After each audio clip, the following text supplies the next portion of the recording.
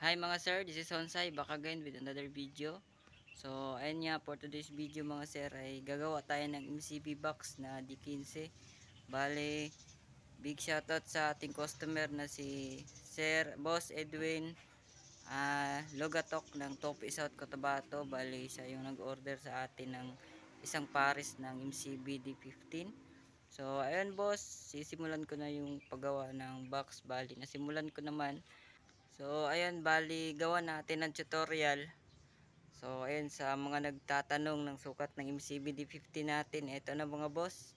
So ayan, papakita ko muna yung una kong ginawa na box. Bali ito yung kapares niya mga boss. So ayan mga sir, bali nakapag-cut na ako dito mga sir. So ito. Tapos ito yung nauna kong ginawa na MCB box na D15. So gagawa ako ng isa.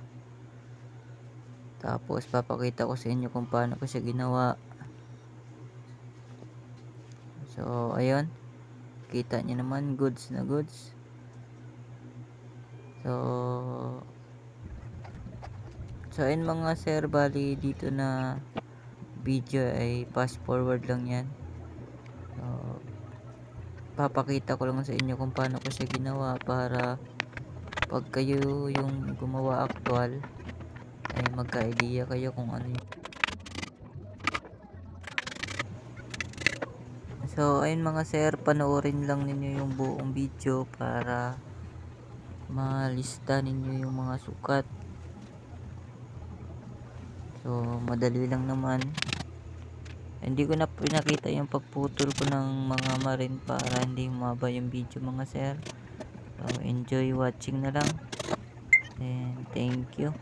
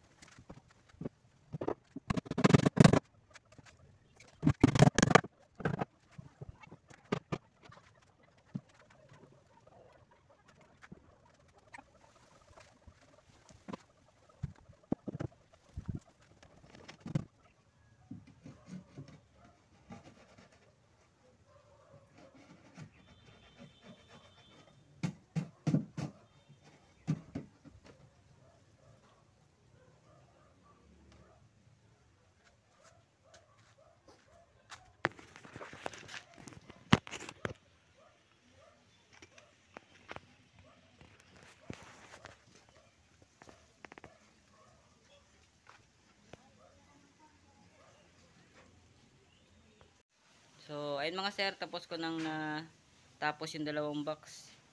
Bali, susukatin ko na tong mga. So, ayun mga bossing.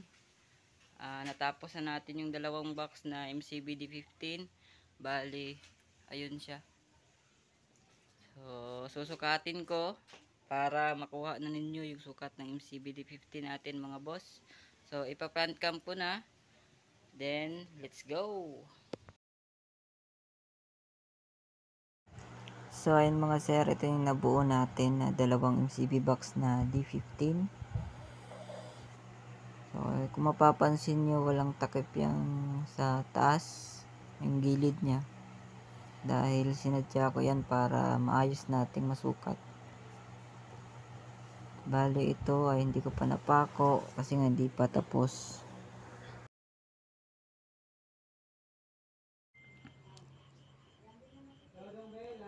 So, ayun mga sir, yan, kita nyo naman. Talagang lapat na lapat mga boss. Iba talaga pag ako yung gumawa, tsari. So, bali, nag-additional brace ako dito. Kabilaan yan mga sir. Ito, kabilaan yan. So, depende na sa inyo yan mga sir kung lagyan ninyo yung, ng brace katulad ng ginawa ko ngayon. So, nakadepende na yan sa inyo mga boss. So, yan.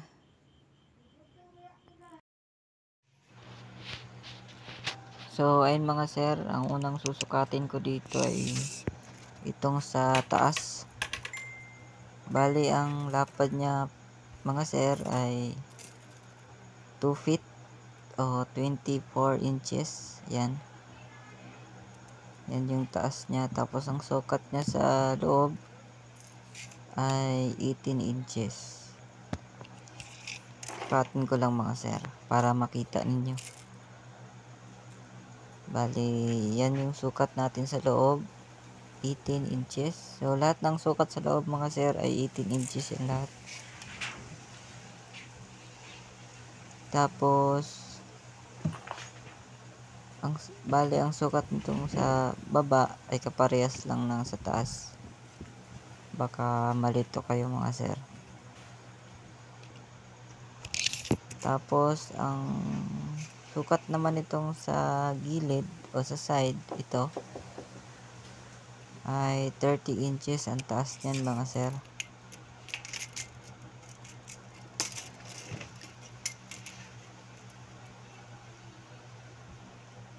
So, ayan.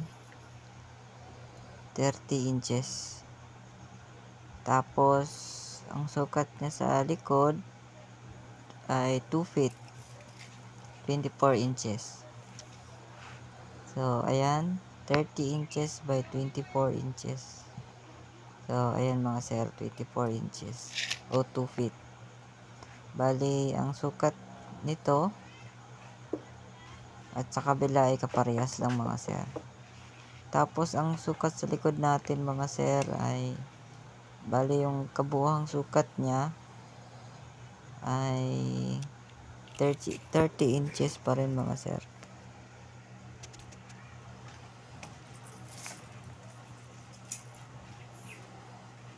So ayan.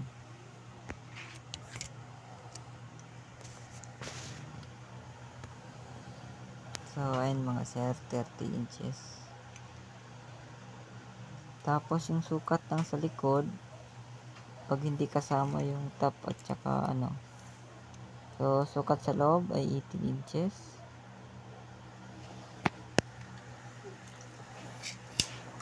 Tapos, ito, hanggang dito, sukat niyan mga sir ay 28 and 1/2.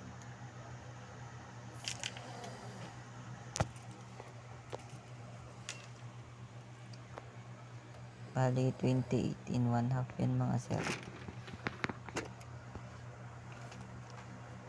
So, ayan. 28 in 1/2.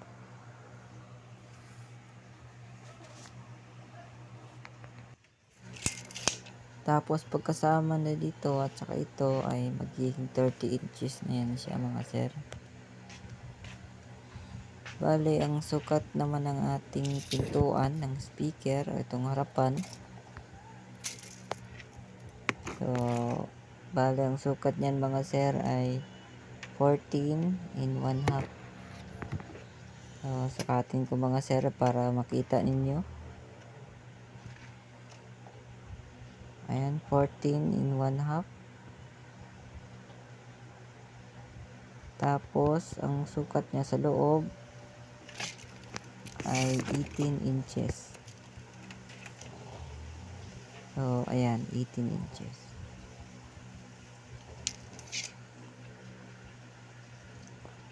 Sunod naman natin susukatin mga sir ay itong sa baba. Bali, ang sukat yan mga sir ay 13 in 1/2. So, pa-curve kasi yan kaya naging 1/2, 13 in 1/2. Tapos sukat niyan sa loob ay 18 inches. Sinusukat ko lang mga sir para makita ninyo.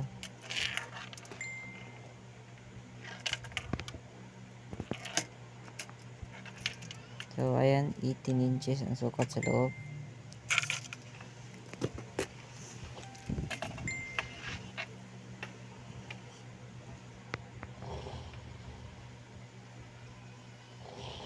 Tapos, ang sukat ng lagayan ng speaker natin ay 18 inches by 18 inches. Dahil di 15 yung speaker na ilalagay natin, kailangan may allowance na malaki-laki. So, 18 by 18 inches. Tapos, sukat ng, ayan, 14 inches ang sukat ng lagayan ng speaker natin mga sir. Ayan, 14 inches. So, bale, nag-additional brace ako dito. Kabilaan yan mga sir. Ito. So, depende na sa inyo kung lagyan nyo mga sir. Bale, ang sukat ng brace natin na sa likod ng speaker ay 5 3/4. Ang sukat natin sa baba. Sa taas ay 4 3/4. So, sukat ng taas ng brace natin ay siyempre 18 inches yung sukat ng lagay ng speaker. Kaya 18 inches din yung ilalagay natin mga sir. So, bale itong sa baba na slide, ang sukat natin dyan mga sir, ang nilagay ko dyan ay 6 inches. Bali 6 inches, tapos ang loob na sukat ay 18 inches. Tapos mga sir, ang sukat ng ating baba o itong cross na sign sa baba ay 15 in 1/4. So, yan yung matitira. So, depende yan sa pagkabit nyo. Tapos, ang lapad nyan, depende na rin sa inyo. Pero sa akin mga sir ay 12 inches o 1 feet.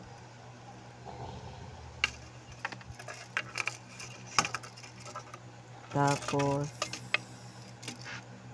ang sukat natin dito, ito ay 6 inches. Siyempre, ang sukat ng loob niyan ay 18 inches.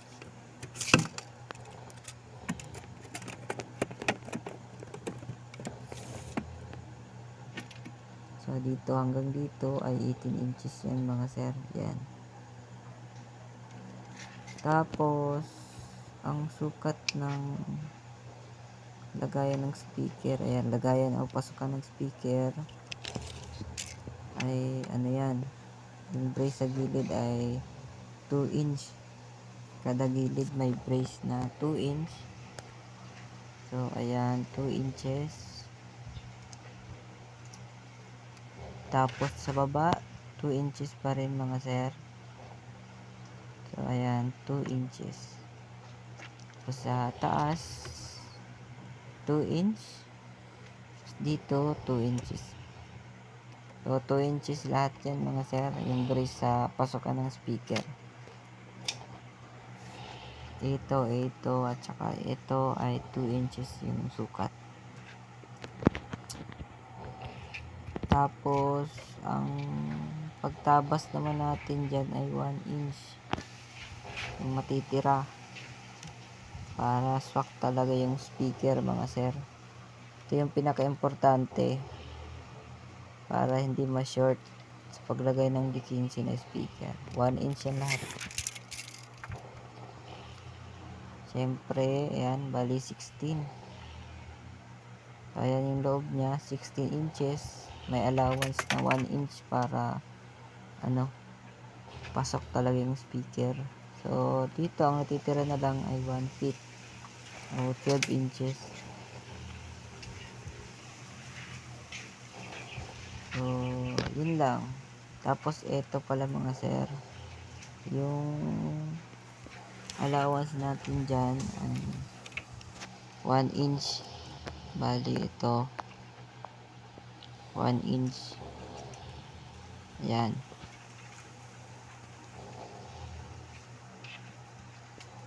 Tapos, wala na siguro. So, lagyan natin yung takip. Bali, ang matitira sa sukat niyan mga sir ay sa pagtabas ng pintuan ay yung takip na lang. So, hindi ko na yan sinukat dahil yan yung matitira. So, ayan. Thank you for watching mga sir. So, panoorin nyo lang kung paano ko siya binuo. Bubuuhin natin dyan ng buong buo. So, pagkatapos nito mga sir, i-deliver ko na sa sa Tupi, South Cotabato. Shout kay Sir kay Edwin Lugatok ng Tupi, South Cotabato. Siya yung nagpagawa. So, pinadeliver niya. Nag-add lang siya ng cash dahil ako yung gusto niyang magpa-set up sa kanila. Mabait naman si Sir, kaya pumayag naman ako. So, thank you for watching mga sir. God bless.